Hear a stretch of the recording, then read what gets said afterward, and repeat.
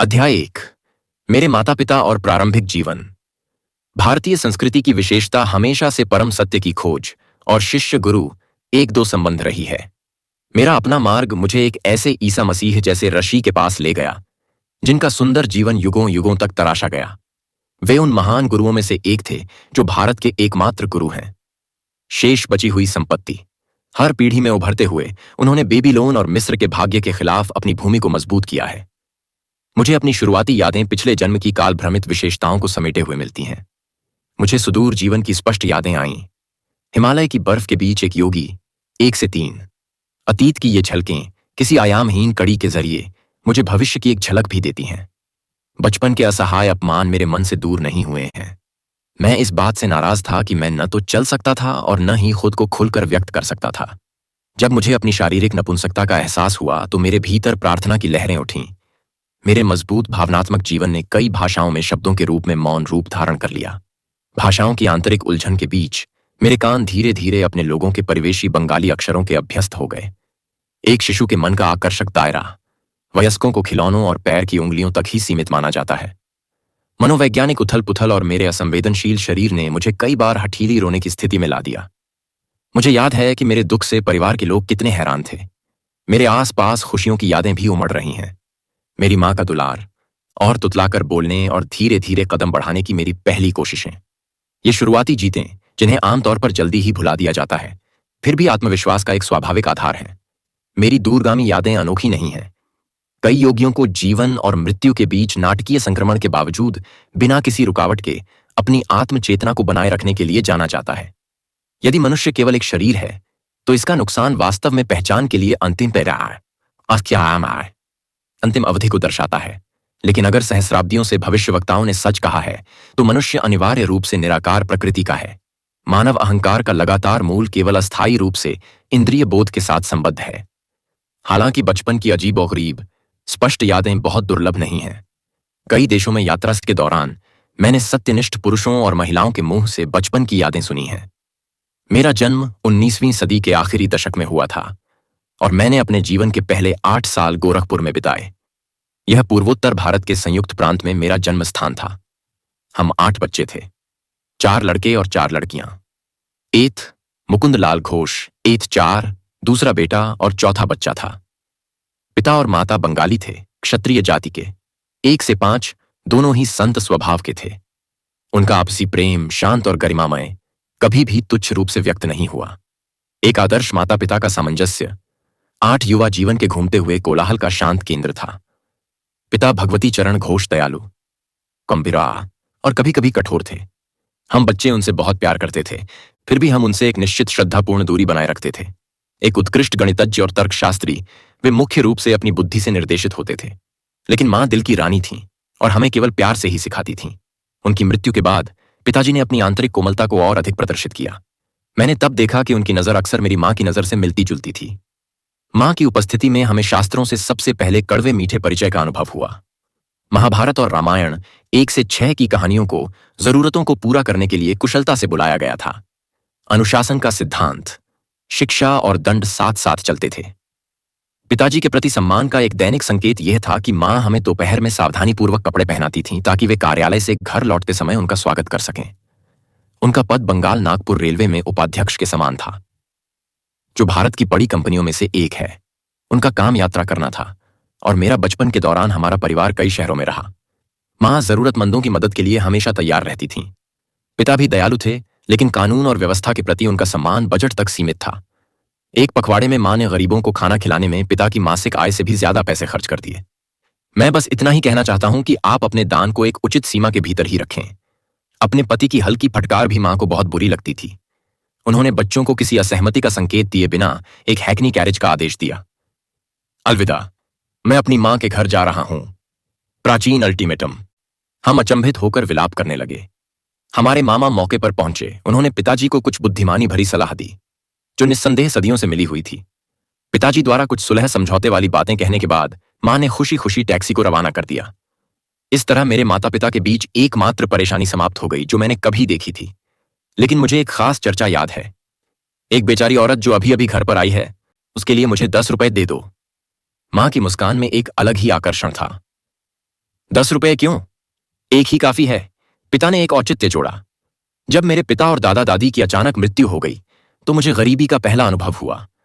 मीलों पैदल चलकर स्कूल जाने से पहले मेरा एकमात्र नाश्ता एक छोटा केला था। बाद में विश्वविद्यालय में मुझे इतनी जरूरत थी कि मैंने एक अमीर न्यायाधीश से 1 रुपये प्रतिमाह की सहायता के लिए आवेदन किया। उन्होंने यह कहते हुए मना कर दिया कि 1 रुपया भी महत्वपूर्ण है। तुम कितनी कड़वी बात याद करते हो कि तुमने 1 रुपया देने से मना कर दिया था। मां के दिल में तुरंत तर्क आ गया। क्या तुम चाहते हो कि यह औरत भी तुम्हारे उस 10 रुपये को देने से इनकार करने की बात को याद करके दुखी हो जाए जिसकी उसे तत्काल जरूरत है? तुम जीत गए। पराजित पतियों की तरह उसने अपना बटुआ खोला। ये रहा 10 रुपये का नोट, मेरी इच्छा से इसे उसे दे दो। पिता किसी भी नए प्रस्ताव को पहले नहीं कहने के लिए प्रवृत्त थे। उस अजीब महिला के प्रति उनका रवैया, जिसने मां की सहानुभूति को इतनी आसानी से प्राप्त कर लिया था, उनकी सामान्य सावधानी का एक उदाहरण था। तुरंत स्वीकृति के प्रति अरुचि पश्चिम में फ्रांसीसी मन की खासियत वास्तव में केवल उचित चिंतन के सिद्धांत का सम्मान करना है। मैंने हमेशा पिता को अपने निर्णयों में उचित और संतुलित पाया। अगर मैं 1 या 2 अच्छे तर्कों के साथ अपने कई अनुरोधों को मजबूत कर पाता तो वे हमेशा मेरी पहुंच में वांछित लक्ष्य को ला देते, चाहे वह छुट्टियों की यात्रा हो या नई मोटरसाइकिल। पिता अपने बच्चों के साथ उनके शुरुआती वर्षों में सख्त अनुशासन के समर्थक थे, लेकिन खुद के प्रति उनका रवैया वास्तव में स्पार्टन जैसा था। उदाहरण के लिए, वे कभी थिएटर नहीं गए, बल्कि विभिन्न आध्यात्मिक अभ्यासों और भगवत गीता पढ़ने में अपना मनोरंजन तलाशते थे। एक साथ सभी विलासिता को त्याग कर वे एक जोड़ी पुराने जूते को तब तक पकड़े रहते थे जब तक कि वे बेकार न हो जाएं। उनके बेटों ने ऑटोमोबाइल खरीद लिए जब वे लोकप्रिय हो गए, लेकिन पिता हमेशा ट्रॉली कार से ही अपने दफ्तर जाते थे। सत्ता के लिए धन इकट्ठा करना उनके स्वभाव के विपरीत था। एक बार कलकत्ता अर्बन बैंक के संगठन के बाद उन्होंने इसके किसी भी शेयर को रखने से खुद को लाभ पहुंचाने से इनकार कर दिया। वह बस अपने खाली समय में एक नागरिक कर्तव्य निभाना चाहते थे। पिता के पेंशन पर सेवानिवृत्त होने के कई साल बाद एक अंग्रेज लेखाकार बंगाल नागपुर रेलवे कंपनी की पुस्तकों की जांच करने आया। हैरान जांचकर्ता ने पाया कि पिता ने कभी भी बकाया बोनस के लिए आवेदन नहीं किया था। उसने 3 आदमियों का काम किया। अकाउंटेंट ने कंपनी को बताया उसके पास 1,25,000 रुपए, करीब $41,250 बकाया है। अधिकारियों ने पिताजी को इस राशि का चेक दिया। उन्होंने इस बारे में इतना कम सोचा कि उन्होंने परिवार को इस बारे में बताना ही भूल गए। बहुत बाद में मेरे सबसे छोटे भाई विष्णु ने उनसे पूछताछ की, जिन्होंने बैंक स्टेटमेंट में बड़ी राशि जमा होने की बात देखी। भौतिक लाभ से क्यों खुश होना? पिताजी ने उत्तर दिया, जो व्यक्ति समता के लक्ष्य का पीछा करता है वह न तो लाभ से खुश होता है, न ही हानि से उदास। वह जानता है कि मनुष्य इस संसार में बिना पैसे के आता है और बिना 1 रुपया लिए चला जाता है। अपने विवाहित जीवन के आरंभ में ही मेरे माता पिता बनारस के महान गुरु लाहिड़ी महाशय के शिष्य बन गए। इस संपर्क ने पिताजी के स्वाभाविक तपस्वी स्वभाव को और मजबूत किया। मां ने मेरी सबसे बड़ी बहन रोमा से एक उल्लेखनीय बात कही, तुम्हारे पिताजी और मैं पति पत्नी के रूप में साल में केवल एक बार संतान प्राप्ति के उद्देश्य से साथ रहते हैं। पिताजी की पहली मुलाकात लाहिड़ी महाशय से बंगाल नागपुर रेलवे के गोरखपुर कार्यालय में कर्मचारी अविनाश बाबू के जरिए हुई थी। अविनाश ने मेरे नन्हे कानों को कई भारतीय संतों की रोचक कहानियां सुनाई। उन्होंने हमेशा अपने गुरु की महान महिमा का बखान करते हुए अपनी बात समाप्त की। क्या आपने कभी उन असाधारण परिस्थितियों के बारे में सुना है जिनके तहत आपके पिता लाहिड़ी महाशय के शिष्य बने? गर्मी की एक सुस्त दोपहर में जब मैं और अविनाश मेरे घर के अहाते में बैठे थे, तब उसने यह दिलचस्प सवाल पूछा। मैंने उत्सुकता से मुस्कुराते हुए अपना सिर हिलाया। कई साल पहले, जब तुम पैदा भी नहीं हुए थे, मैंने अपने वरिष्ठ अधिकारी तुम्हारे पिता से गोरखपुर से 1 सप्ताह की छुट्टी मांगी थी ताकि मैं बनारस में अपने गुरु के पास जा सकूं। तुम्हारे पिता ने मेरी योजना का मजाक उड़ाया था। क्या तुम धार्मिक कट्टरपंथी बनने जा रहे हो? उन्होंने पूछा। अगर तुम आगे बढ़ना चाहते हो तो अपने कार्यालय के काम पर ध्यान केंद्रित करो। उस दिन जंगल के रास्ते से घर लौटते समय मुझे तुम्हारे पिता मिले जो पालकी में थे। उन्होंने अपने नौकरों और गाड़ियों को विदा किया और मेरे पास आकर खड़े हो गए। मुझे सांत्वना देने के लिए उन्होंने सांसारिक सफलता के लिए प्रयास करने के लाभ बताए, लेकिन मैं उनकी बातें उदासीनता से सुन रहा था। मेरा हृदय बार बार यही कह रहा था, लाहिड़ी महाशय, मैं आपको देखे बिना नहीं रह सकता। हमारा रास्ता हमें एक शांत मैदान के किनारे ले गया, जहां दोपहर के सूरज की किरणें अभी भी जंगली घास की ऊंची लहरों को सुशोभित कर रही थीं। हम प्रशंसा में रुक गए। वहां मैदान में हमसे कुछ ही गज की दूरी पर मेरे महान गुरु का रूप अचानक प्रकट हुआ। 1 से 9। भगवती, तुम अपने कर्मचारी पर बहुत ज्यादा सख्ती कर रहे हो। उसकी आवाज हमारे चकित कानों में गूंज रही थी। वह जिस रहस्यमयी तरीके से आया था उसी तरह से गायब भी हो गया। घुटनों के बल बैठकर मैं चिल्ला रहा था, लाहिड़ी महाशय, लाहिड़ी महाशय। आपके पिता कुछ क्षणों के लिए स्तब्धता से निश्चल हो गए थे। अविनाश, मैं न केवल तुम्हें छुट्टी देता हूं बल्कि मैं खुद को भी कल बनारस के लिए रवाना होने की छुट्टी देता हूं। मुझे इस महान लाहिड़ी महाशय को जानना चाहिए जो तुम्हारे लिए मध्यस्थता करने के लिए कि अपनी इच्छा से भौतिक रूप धारण करने में सक्षम है। मैं अपनी पत्नी को लेकर इस गुरु से अपने आध्यात्मिक मार्ग में हमें दीक्षा देने के लिए कहूंगा। क्या तुम हमें उनके पास ले जाओगे? बेशक। मेरी प्रार्थना का चमत्कारिक उत्तर मिलने तथा घटनाओं के शीघ्र शीघ्र अनुकूल मोड़ आने से मैं खुशी से भर गया। अगली शाम तुम्हारे माता पिता और मैं बनारस के लिए ट्रेन में सवार हुए। अगले दिन हमने घोड़ा गाड़ी ली और फिर संकरी गलियों से होते हुए मेरे गुरु के एकांत घर तक पैदल चलना पड़ा। उनके छोटे से घर में प्रवेश करते हुए पार्लर में हमने अपने गुरु के सामने सिर झुकाया, जो अपनी आदतन कमल मुद्रा में थे। उन्होंने अपनी तीखी आंखें झपकाईं और उन्हें आपके पिता पर टिका दिया। भगवती, आप अपने कर्मचारी पर बहुत ज्यादा सख्ती कर रहे हैं। उनके शब्द वही थे जो उन्होंने 2 दिन पहले गोरखपुर फील्ड में कहे थे। उन्होंने आगे कहा, मुझे खुशी है कि आपने अविनाश को मुझसे मिलने की इजाजत दी है और आप और आपकी पत्नी उसके साथ आए हैं। उन्होंने आपके माता पिता को क्रिया योग की आध्यात्मिक साधना में दीक्षित किया, जिससे वे बहुत प्रसन्न हुए कि आपके पिता और मैं भाई शिष्य के रूप में दर्शन के यादगार दिन से ही घनिष्ठ मित्र हैं। लाहिड़ी महाशय ने आपके जन्म में विशेष रुचि ली। आपका जीवन निश्चित रूप से उनके जीवन से जुड़ा होगा। गुरु का आशीर्वाद कभी विफल नहीं होता। लाहिड़ी महाशय मेरे इस संसार में आने के कुछ समय बाद ही चले गए। उनकी तस्वीर एक अलंकृत फ्रेम में हमेशा हमारे परिवार की पूजा अर्चना के लिए विभिन्न शहरों में सजी रहती थी, जहां पिताजी को उनके कार्यालय द्वारा स्थानांतरित किया गया था। कई सुबह और शाम को माँ और मैं एक अस्थायी मंदिर के सामने ध्यान करते हुए सुगंधित चंदन के लेप में डूबे हुए फूल चढ़ाते हुए पाए जाते थे। लोबान और गंधरस के साथ साथ हमारी संयुक्त भक्ति के साथ हमने उस दिव्यता का सम्मान किया जिसने लाहिड़ी महाशय में पूर्ण अभिव्यक्ति पाई थी। उनकी तस्वीर ने मेरे जीवन पर बहुत गहरा प्रभाव डाला। जैसे जैसे मैं बड़ा होता गया, गुरु के बारे में सोचना मेरे साथ बढ़ता गया। ध्यान में मैं अक्सर उनकी फोटोग्राफिक छवि को उसके छोटे से फ्रेम से बाहर निकलता हुआ देखता था और एक जीवित रूप लेकर मेरे सामने बैठता था। जब मैं उनके चमकदार शरीर के चरणों को छूने का प्रयास करता था तो वह बदल जाता था और फिर से तस्वीर बन जाता था। बचपन लड़कपन में बदल गया। मैंने पाया कि लाहिड़ी महाशय मेरे मन में एक फ्रेम में कैद एक छोटी सी छवि से एक जीवित ज्ञानवर्धक उपस्थिति में बदल गए। मैं अक्सर परीक्षण या भ्रम के क्षणों में उनसे प्रार्थना करता था, अपने भीतर उनकी सांत्वना देने वाली दिशा पाता था। पहले तो मुझे दुख हुआ क्योंकि वे अब शारीरिक रूप से जीवित नहीं थे। जैसे जैसे मैंने उनकी गुप्त सर्वव्यापकता को खोजना शुरू किया, मैंने शोक करना बंद कर दिया। उन्होंने अक्सर अपने उन शिष्यों को लिखा था जो उन्हें देखने के लिए बहुत उत्सुक थे, जब मैं हमेशा आपकी कूटस्थ आध्यात्मिक दृष्टि की सीमा में रहता हूं तो मेरी हड्डियों और मांस को देखने क्यों आते हो? मुझे 8 साल की उम्र में लाहिड़ी महाशय की तस्वीर के जरिए एक अद्भुत उपचार का आशीर्वाद मिला। इस अनुभव ने मेरे प्रेम को और भी बढ़ा दिया। जब मैं बंगाल के इच्छापुर में अपने पारिवारिक एस्टेट में था तो मुझे एशियाई हैजा हो गया। मेरा जीवन निराशाजनक था। डॉक्टर कुछ नहीं कर सकते थे। मेरे बिस्तर के पास माँ ने मुझे अपने सिर के ऊपर दीवार पर लाहिड़ी महाशय की तस्वीर देखने के लिए घबराहट में इशारा किया। मानसिक रूप से उसे प्रणाम करो। वह जानती थी कि मैं इतना कमजोर हूं कि मैं हाथ उठाकर भी उसे प्रणाम नहीं कर सकता। अगर तुम सच में अपनी भक्ति दिखाते हो और मन ही मन उसके सामने घुटने टेकते हो तो तुम्हारी जान बच जाएगी। मैंने उनकी तस्वीर पर नजर डाली और देखा कि वहां एक चकाचौंध करने वाली रोशनी मेरे शरीर और पूरे कमरे को घेर रही थी। मेरी मतली और अन्य अनियंत्रित लक्षण गायब हो गए। मैं ठीक हो गया। तुरंत ही मुझमें इतनी ताकत आ गई कि मैं झुक गया और माँ के पैरों को छूकर उनके गुरु के प्रति उनकी असीम आस्था की सराहना की। माँ ने बार बार अपना सिर उस छोटी सी तस्वीर पर दबाया। हे सर्वव्यापी गुरु, मैं आपको धन्यवाद देता हूं कि आपके प्रकाश ने मेरे बेटे को स्वस्थ कर दिया है। मुझे एहसास हुआ कि उसने भी उस चमकदार ज्वाला को देखा था जिसके माध्यम से मैं एक सामान्यतः घातक बीमारी से तुरंत ठीक हो गई थी। मेरी सबसे कीमती चीजों में से एक वही तस्वीर है। लाहिड़ी महाशय ने खुद पिताजी को यह तस्वीर दी थी। इसमें पवित्र कंपन है। तस्वीर की उत्पत्ति चमत्कारी थी। मैंने पिताजी के भाई शिष्य काली कुमार रॉय से यह कहानी सुनी थी।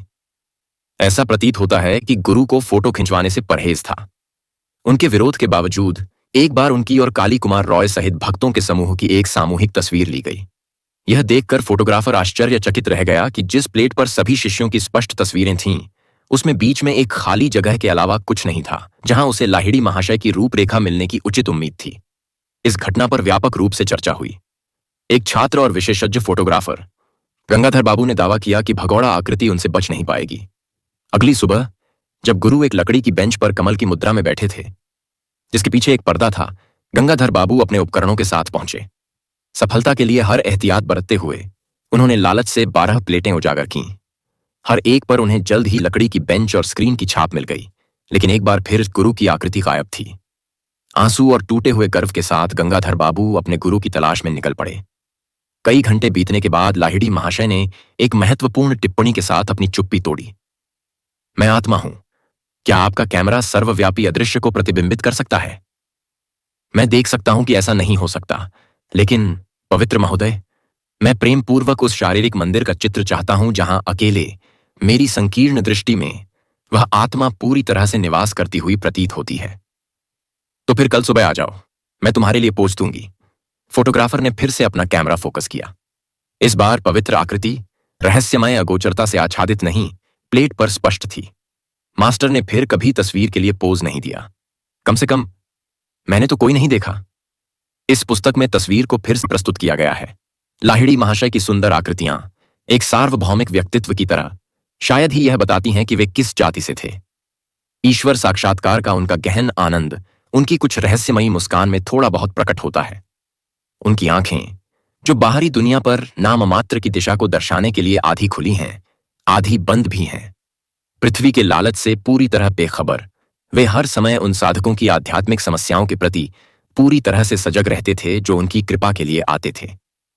गुरु की तस्वीर की शक्ति से ठीक होने के कुछ समय बाद ही मुझे एक प्रभावशाली आध्यात्मिक दर्शन हुआ। एक सुबह बिस्तर पर बैठे बैठे मैं गहरी ख्यालों में खो गया। बंद आंखों के अंधेरे के पीछे क्या है, यह खोजपूर्ण विचार मेरे मन में शक्तिशाली रूप से आया। एक बार मेरी आंतरिक दृष्टि में प्रकाश की एक विशाल चमक प्रकट हुई। संतों की दिव्य आकृतियां, पहाड़ की गुफाओं में ध्यान मुद्रा में बैठे लघु सिनेमा चित्रों की तरह बने हुए। मेरे माथे के भीतर चमक की बड़ी स्क्रीन। आप कौन हैं? मैंने ऊंची आवाज में पूछा। हम हिमालय के योगी हैं। दिव्य प्रतिक्रिया का वर्णन करना कठिन है। मेरा हृदय रोमांचित हो उठा। मैं हिमालय जाकर आपके जैसा बनना चाहता हूं। दृश्य गायब हो गया, लेकिन चांदी की किरणें अनंत तक लगातार चौड़े होते हुए फैल गईं। यह अद्भुत चमक क्या है? मैं ईश्वर हूं 1 से 11, मैं प्रकाश हूं। आवाज बड़बड़ाते बादलों के समान थी। मैं आपके साथ एक होना चाहता हूं। मेरे दिव्य परमानंद के धीरे धीरे कम होते जाने से मैंने ईश्वर की खोज करने की प्रेरणा की एक स्थायी विरासत को बचा लिया। वह शाश्वत, हमेशा नया आनंद है। यह स्मृति परमानंद के दिन के बाद भी लंबे समय तक बनी रही। एक और पुरानी याद बहुत अच्छी है, और सचमुच, क्योंकि आज भी मेरे शरीर पर वह निशान है। मेरी बड़ी बहन ओमा तनासा और मैं सुबह सुबह अपने गोरखपुर परिसर में नीम के पेड़ के नीचे बैठे थे। वह मुझे बंगाली प्राइमर पढ़ा रही थी। तभी मैं पास में पके हुए मार्गोसा फल खा रहे तोतों से अपनी नजर हटा पाता।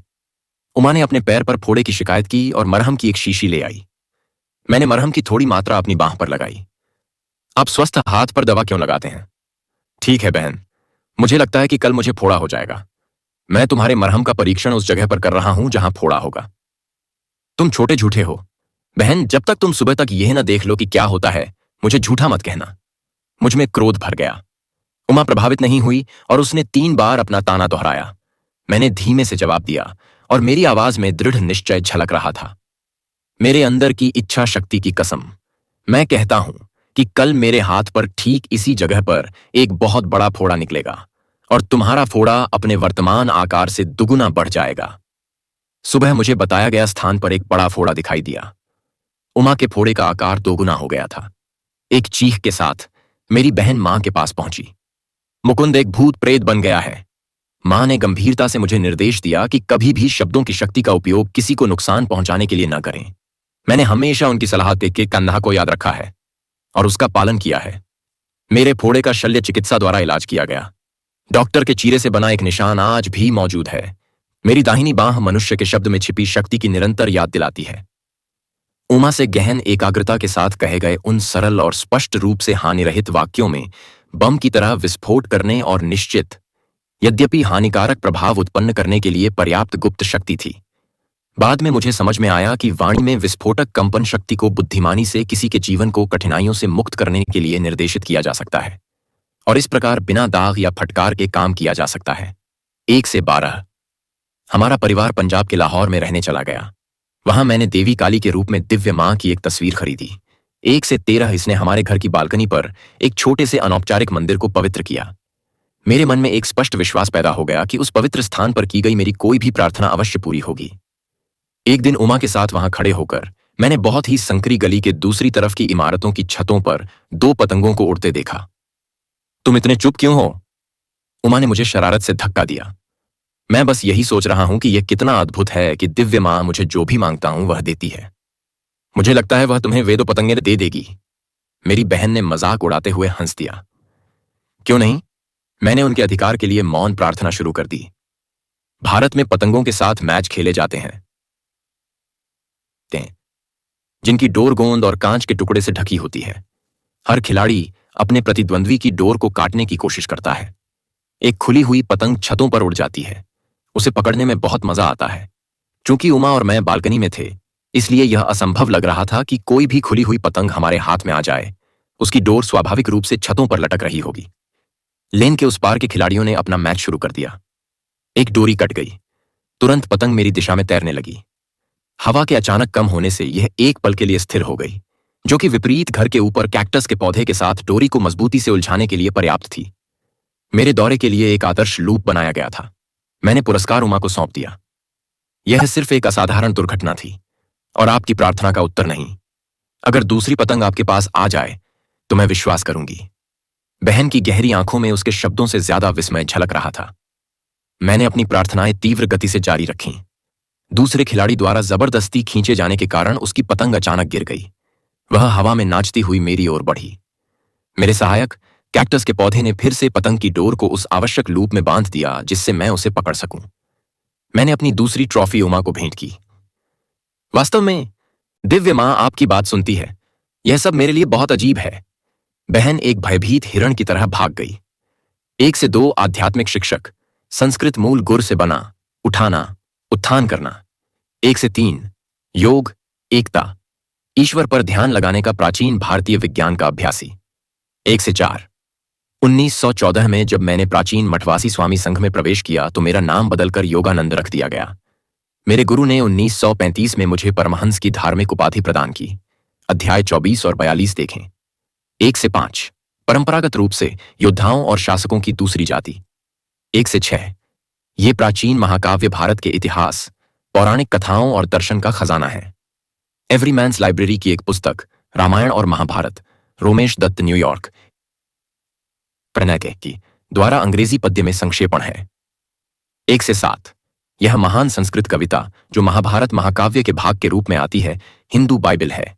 सबसे काव्यात्मक अंग्रेजी अनुवाद एडविन अर्नोल्ड का the song celestial, Philadelphia, David मैके। 75 सेंट है। विस्तृत टिप्पणी के साथ सबसे अच्छे अनुवादों में से एक है। श्री अरबिंदो का गीता का संदेश, कैपिटल प्रेस, 16 सेमुडो सेंट। 1 से 8 बंगाली नामों में बाबू, श्रीमान शब्द अंत में रखा जाता है। 1 से 9। महान गुरुओं की अद्भुत शक्तियों को अध्याय 30 में समझाया गया है। चमत्कारों का नियम। 1 से 10। एक योग तकनीक जिसके द्वारा इंद्रिय उत्तेजना को शांत किया जाता है, जिससे मनुष्य को ब्रह्मांडीय चेतना के साथ एक सतत बढ़ती हुई पहचान प्राप्त करने की अनुमति मिलती है। अध्याय 26 देखें। 1 से 11। भगवान का एक संस्कृत नाम जो ब्रह्मांड का शासक है, जिसका मूल अर्थ है शासन करना।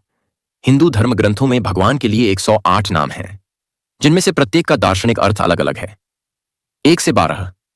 ध्वनि की अनंत शक्तियां सृजनात्मक शब्द से आती हैं और न सभी परमाणु ऊर्जाओं के पीछे ब्रह्मांडीय कंपन शक्ति है। स्पष्ट अनुभूति और गहन एकाग्रता के साथ बोले गए किसी भी शब्द का भौतिकीकरण मूल्य होता है। प्रेरणादायी शब्दों का जोरदार एल या मौन दोहराव क्यूइज्म और मनोचिकित्सा की इसी तरह की प्रणालियों में प्रभावी पाया गया है। इसका रहस्य मन की कंपन दर को बढ़ाने में निहित है। कवि टेनिसन ने अपने संस्मरणों में चेतन मन से परे अतिचेतन में जाने के लिए अपने दोहराव वाले उपकरण का विवरण छोड़ा है। एक तरह की जागृत समाधि जिसे बेहतर शब्द के अभाव में मैं अक्सर महसूस करता हूं, बचपन से ही, जब मैं बिल्कुल अकेला होता हूं। टेनिसन ने लिखा है, यह मुझ पर तब आया जब मैं चुपचाप अपने आप को अपना नाम दोहराता था, जब तक कि अचानक सब खत्म नहीं हो गया। व्यक्तित्व की चेतना की तीव्रता से व्यक्तित्व खुद ही विलीन हो गया और असीम अस्तित्व में खो गया। और यह कोई भ्रमित अवस्था नहीं थी, बल्कि सबसे स्पष्ट, सबसे निश्चित, पूरी तरह से शब्दों से परे थी, जहां मृत्यु एक लगभग हास्यास्पद असंभवता थी, व्यक्तित्व का नुकसान, यदि ऐसा था, कोई विलुप्ति नहीं बल्कि एकमात्र सच्चा जीवन प्रतीत होता था। उन्होंने आगे लिखा, यह कोई अस्पष्ट परमानंद नहीं है, बल्कि मन की पूर्ण स्पष्टता के साथ जुड़ा हुआ एक उत्कृष्ट आश्चर्य की स्थिति है। 1 से 13। कल्ल सनातन मां प्रकृति के पहलू में ईश्वर का प्रतीक है।